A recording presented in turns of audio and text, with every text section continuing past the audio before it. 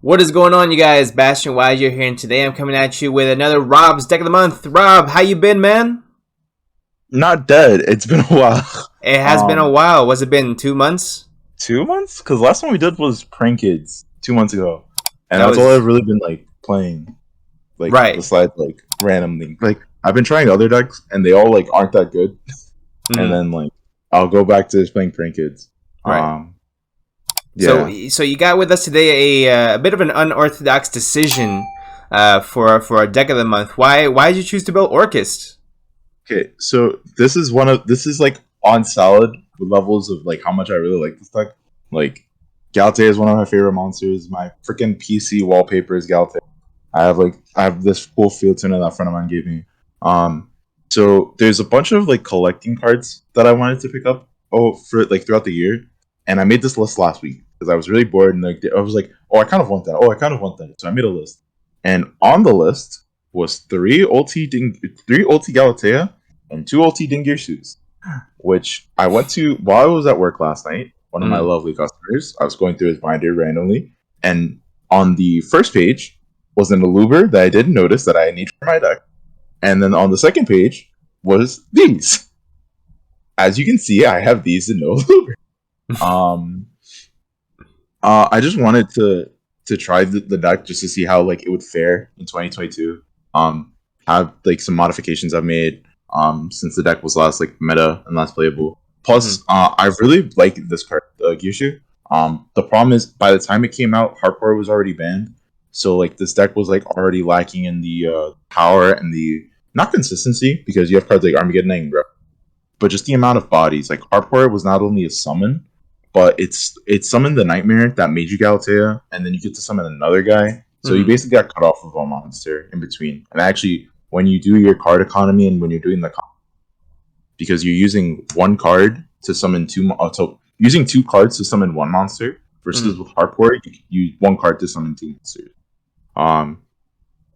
But yeah, so I'm just gonna go through it. There's a bunch of different approaches to this. This is the one that I like the most. So we have 3 Gersu, the Orcust Mech Knight. He's pretty much like an Armageddon Knight when he's normal, especially Foolish for an Orcust or Legacy card. So you can Foolish for any of your Orcust. You can Foolish even the trap card if you so choose. What's important is when it's normal or special. And there's an Orcust card there's 2 of the Orcust cards that alleviate this being a normal summon effect to not conflict with the right stuff. Because I played Adventure in here. So then to continue with that, I played 3 Orcust Nightmare, 3 Orcust Bombard, 2 Symbol, and 1 War 1. So basically, Nightmare is a Foolish. It targets a face of monster on the field, sends a Dark Machine from your deck to and then the monster you target gains attack up to the level. So it's pretty much so the thing I talk about a lot is before Hardcore would summon this, you'd link with the Hardcore on a monster, or this and another monster with Galatea.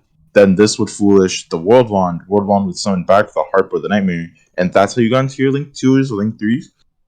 But now you have to use your normal summon to get to the Nightmare, to then get to the World Wand to make the... So that's where it's a little bit choppy. But so the reason we maximize on Brass Bombard and Nightmare is because you want to open Nightmare with your adventure stuff, because these are just free discards for Faithful instead of pitching Draco back. And then if you open up Brass Bombard in either of one of these 2, you end on a Link 2 with the either being Verite or IP, and then you can have the Dingirsu send on your opponent's turn. We play one of this because card's really bad to draw. You ideally want to draw Nightmare. Symbol's also not that bad to draw, depending on how your hand is. And then Symbol's the summon from grave, so this lets you do the Ningirsu on their turn. It lets you extend. It's a normal summon too, so it kind of works with Nightmare when you open it with certain hands. It also kind of works with Symbol, depending on how you open. So that's all the Orcust monsters, and then the Brave, just the 3 Enchantress and the 1 Griffin. Nothing too crazy. So you just want to you want to see this card. This is the best engine in the game, and I'm throwing in this deck. It was great. And then for hand traps, so these are what I'm still tinkering with. So I play 3 Ash, 2 Ghost Spell, and 2 Ghost Ogre. So not a lot of hand traps. Nibiru kind of conflicts in the main deck. because there is so all of your Orcust monsters, when you use the effect, except for Girsu, you're locked into only special summoning Dark Monsters. So the problem that the deck has is that it will you'll use your cards. You have to use your Orcust cards early. It's like that's Mm-hmm. what because that's what your actual engine is. And then you're stuck with an Abiru in your hand. So like game one, it's pretty awkward doing that. Game two, when you're going second, so I'd rather have hand traps that I can also um, normal summon. Because if I have like Foolish or if I have like Return, not return, or if I have Orchestrated Return, which I'll talk about later, which is the D draw, or I have Nightmare in the Grave, which is the main thing, I can normal summon any of these, banish the Nightmare, and then summon. And Mm-hmm. like that is just like really good because that lets you get to a Galatea, that lets you make a thing too, that just gets your plays going overall. And I think that's really important for the deck. Mm-hmm. Um, and then Nice. 3/2/2 because this hits the Brave, this is for branded, and then like they're just like good because Ash also hits branded fusion as well, and then Ogre hits like Faithful Venture,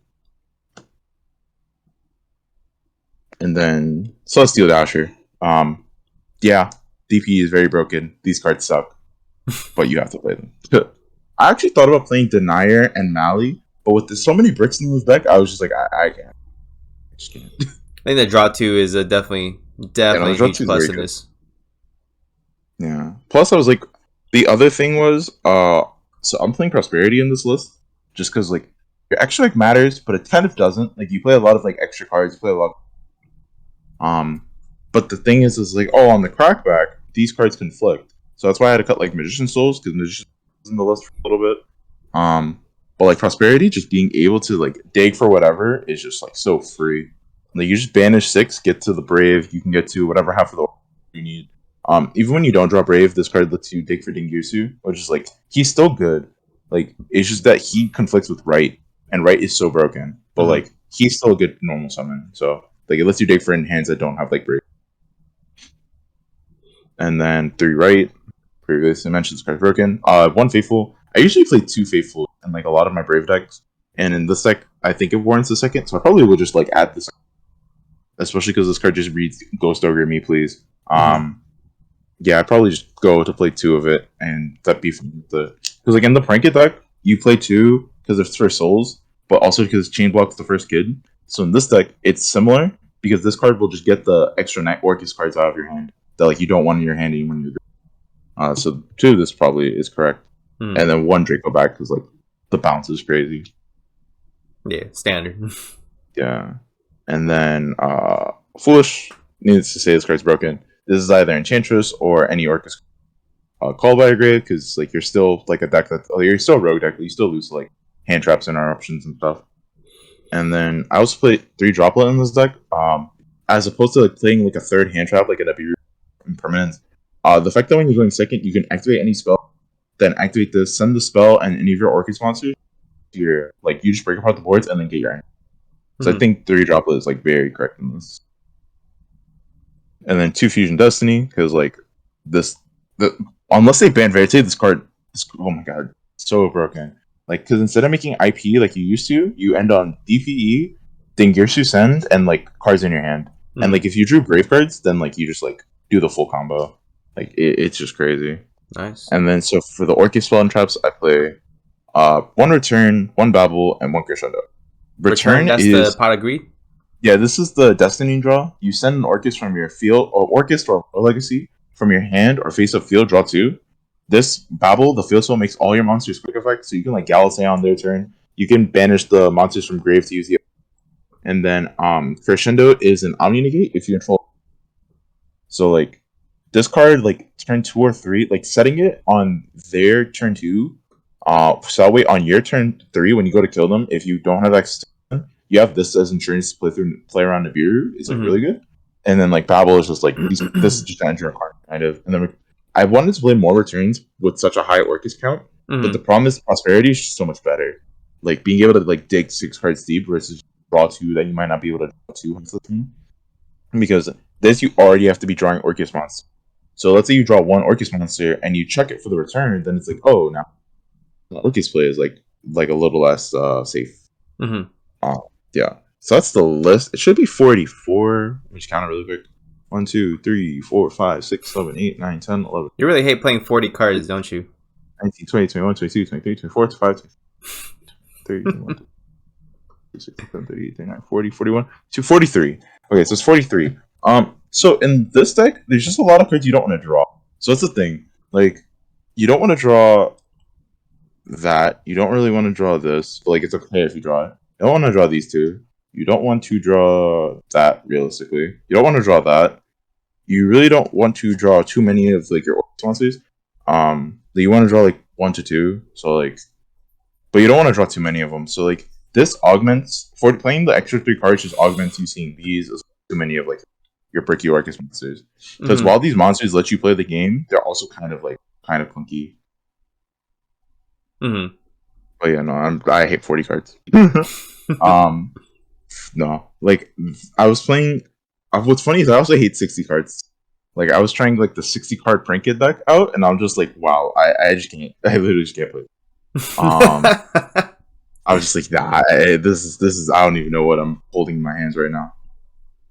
Then for the extra 3 Galatea, 2 Dingirsu, 1 Longirsu. These cards are broken. This is so you can target a banished machine, shuffle it back to the deck, and then you can set an Orcust Speller Trap. But the cool thing is you don't have to set Speller Trap. You can just like shuffle back. So this is just like as long as you have this card in rotation, you can constantly loop your resources. And then Dingirsu, when it's summoned, is either a non-target send or it is a attach from banish. So you either get to keep your grind game going, or you get to like break apart their board. And then Longirsu is you can target 2 of your banished dark machines, send them to the grave, and then you send a linked monster. So it's any monster that points to another that has linked arrows pointing to them, or they're a linked monster pointing to something, to the grave. So it's another board clear. It's a link 3. There's cool plays with Access Code where you like banish this from code, then World 1 summon it back because the Orcust monster, and then it can attack. Because if you use the send, it can't attack. So you can like send a card, make Access Code banish this, pop a card, then you can summon it back. Like this card is very good. That's it for the Orcust Link monsters. Then DP, the best card in Yu-Gi-Oh! Of course. Oh my god. Link Rebo. This deck plays a lot of broken Link. Link Rebo, Link Spider.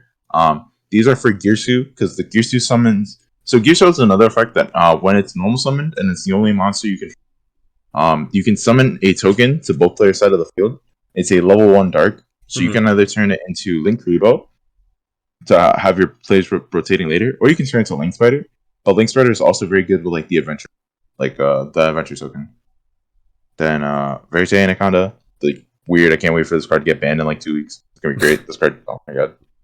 IP. So I play this too, just because like if you draw Fusion Destiny, you don't want to make Verite blind, or there's no reason to make Verite, but you still want to make Link 2, and there's no reason to make Galatea unless you have Crescendo, which is one of. So I'd rather just make IP and have like Unicorn on Girsu. But like most of these cards just get Prosperity. Barricade Board Blocker. So this is a Link 2 Dark Machine that takes 2 monsters with different names. So you can discard a card, and then during the end phase, you can add back a continuous or a field spell from your grave to your hand. So you can add back Faithful, you can add back Babel, but the main thing you do is discard. So this is a Dark Machine. So let's say if you have to Crescendo, so like let's say your play is like Foolish or normal Girsu gets ashed, and you have Crescendo in your hand, and you still need to play it. You can go Girsu or Girsu into token, make this, ditch the Crescendo. Crescendo can add you a symbol, and then if you have Faithful up, you can like Faithful touch the Orcust one, and like you can still get to play. So like this card will nichely come up, and it lets you add back the what's it called, the Faithful when it gets Ghost Ogre. It's really good. It's nice recursion. Okay. Yeah, and then that's pretty cool. Dark, recycle it back. Yeah, it's just like good recyclability. That's Starlight. One Dark Charmer. Yeah. I bought actually a lot. There was a lot of high end cards. Very nice. Shout out to my boy Kevin. Gave me a very good deal on this. I could not say no. Yes, so one Dark Charmer. It's a dark deck. It's so you can also just search stuff if killed, but you can also just like so many decks are playing like DP. Like this card will always get value. Like even like most of the Pranket decks, besides like Sebastian's budget Pranket deck, what's it called? Plays darks. So everything will play DPE, play Verte. It'll play like something. So like dark being able to steal those monsters and then be able to climb is really, it's another offensive pressure as well. Um, and then Nightmare Unicorn and Exos Talker. Yeah, I was thinking about playing Boral Sword instead, but like the fact that this takes a Link 3 and a Link 1, which deck and another Monty, which deck makes out like crazy, is so good. Would you And consider that's it. playing that new Boral End Dragon once it comes out from Ghost from the Past? I'm gonna be honest. I have no idea what that card does. I just know it's a Link 5 that's good in Dragons. So I don't know. I would have to read the card, Fair but enough. probably not. Like if this should probably be Boral Sword because all of the monsters that I showed you, Mm. except for Link Spider, was dark. So like you don't get to like pop a lot of cards. So this should probably just be Boral Sword instead of thing because you don't Mm. get the pop. You get like 353. So I'm still debating on that, but I also don't own a Boral Sword right. So the access code talker it is. Wait, what? You don't Um, own a Boral Sword? yeah, the one I used to have got like faded in the middle, like half of my secret rares. So it's I sold it actually yesterday to get the Galatheus. Oh, The guy actually wanted to pick that up, and I was just like, all right, cool. as long as it went Um, to good use. yeah. What else? And then I don't think I own a gold rare one. I have to find see if I actually own a Boral Sword to try this out. And then for the side, because like this is where like the format gets so tricky. Because like there's just so many like different cards and so many different decks. There's so many Mm. different decks, but all the decks are the same. It's like your side is like very weird. Like Nibiru is like really good against like these like combo decks, like Prankids or like Based. But then Mm. the problem is you have to draw Nibiru with another hand. So you have to draw Nibiru Ogre. You have to draw Nibiru Ash. You have to draw Nibiru Yama, which I also cited three of. Um, like you just like have to see Nibiru with these other cards for them to be like, super good. But like these cards are still good. Like you know what I mean? Like if you draw Nibiru and they don't respect it, then that's why then you just like blow them out. Like turn twos and threes, like this deck can be kind of grindy. So like Nibiru is better in those instances. There's also a cool place where you can do where you go like activate Nibiru and then chain an Orcust monster. So you can't summon the Nibiru, but Nibiru still has to resolve. So it still should be the horde. You just have like a free Nibiru for your next turn. Like there's Mm. cool plays you can do like that. But like outside of that, I don't think Nibiru is very like main deck worthy, but it's very like and then Gamma is also just like the best go second. I also put this in you'd also put this in going first because people will just shotgun Lancia. So Mm. then you just gamma them and then you just like punish. Like this makes like Verte and stuff. Like you can also just like normal this with another Orcus. They also I also thought about playing Hulk because the level one that is very important is so you can probably not possibly not play Barricade Board Blocker and play Hulk instead, and then you have tuner access. Mm. Uh games 2 and 3 if you get like Lancet and stuff. The homie driver, find him. Yeah, the driver because you know gotta card has to come at some cost. That boy clutch. Yeah, the best. There was actually I have a very funny story about this card. So I was playing Prank Kids like 2-3 weeks ago, and I'm playing a Sword Soul guy. And the game was just like so scuffed, but so I needed to kill him in like one turn just so I can end the game. And so I had DPE Butler, and I didn't normal because like this is like my turn 3, and I was like, oh, how do I kill him by tribute summoning Driver over Verite? And like I attack for game with this guy. So like at least I have a funny story. But There you like go. this guy is so bad because of vanilla. And then but you know, Droll. Because like everything's playing Brave. Droll is just like very good, like solid, like going first, going second. It's a hand trap that you can just like this looks really good against fly. This plus like because this like Flunder matchup is like really like not good because they have statue. You have to normal summon. You have to normal summon to out the statue. But then once you have the statue, that M pen's gonna get you. Like that card is just so crazy. So Mm. like Droll just stopping them from like getting that far is just like, so broken. And then I don't know why no one's doing this, but like, I'm just like super respecting macro decks. So I play 2 Lightning Storm, 2 Cosmic Reboot. Cosmic should probably be twins instead.